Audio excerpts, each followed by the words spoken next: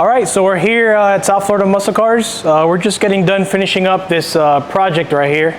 It's a 1968 Mustang. It's a coupe. This kind of project is pretty much our bread and butter here. Customer brings us a nice car that's in great shape, and he just kind of wants to make it much more drivable and easier to enjoy it every day. So this car came in, it was a completely original 289 car. It had factory AC. It was automatic. So we started off with, we changed out the accessory drive. We used a Concept 1 accessory drive. It kind of just, it does a lot of things at the same time. You get away from the factory V-band. The alternator gets upgraded simultaneously, a nice modern power steering pump. And the most important part was it adds the air conditioning compressor.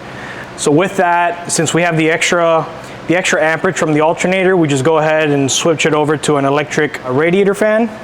The original carburetor was a little bit beat up. It was the original one. So we ended up putting a brand new Holley carburetor on it. We did a Vintage Air conditioning system. The Vintage Air system really cleans up a lot of the stuff, all the hard lines that come with the kit, and the nice AC condenser really cleans up the front end of the car. We end up doing our own custom AC lines on basically every build. I don't like the way that Vintage Air makes their lines. They're kind of in the engine compartment, but we like to hide AC lines as much as possible. So you'll see here, we'll come straight out of the firewall and we'll go straight into the wheel well. We'll tuck them up nice and high up over the wheels, above the suspension, and then we'll come out wherever we need to. Every car is a little bit different.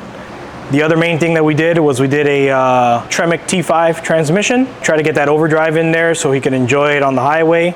The gearing on these old cars, you're going 65 miles an hour on the highway. You can't keep up with traffic, and it really sucks to be going 65 miles an hour at 3,000 RPM and everybody's still flying by you. So the main goal is to get it to be able to cruise on the highway 80 miles an hour at a reasonable RPM, and putting an overdrive transmission takes care of that, no problem. Oh, another thing we did was we converted the steering from a manual steering to power steering. We used the Borgeson steering box on there. It's a nice system. And we use all Fragola lines, PTFE lines to handle all the pressures and to make sure that the life of the lines will last a long time. So a few upgrades we did here on the interior. Like I said before, the car was originally a automatic. So we got the T5 in there.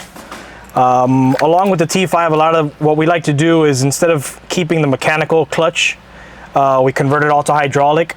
So this system is from a company called Malwood.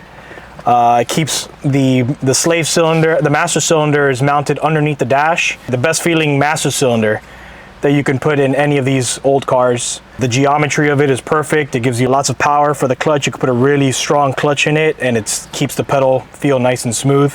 Car already had an original, an aftermarket radio in it, something a little bit more modern. So we did a nice touchscreen head unit on here with Android Auto and CarPlay. I was able to put the Mustang logo there on the splash screen. We did power windows and power locks. We also did a Viper alarm system, and that works with the power locks.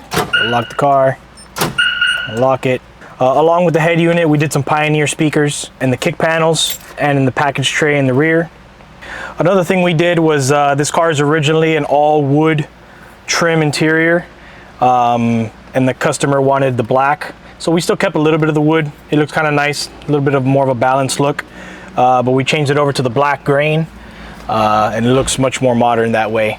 A nice rare option on these cars that this one had is it's got the factory map lights, and we put some nice LED lights in there, so it's a little brighter.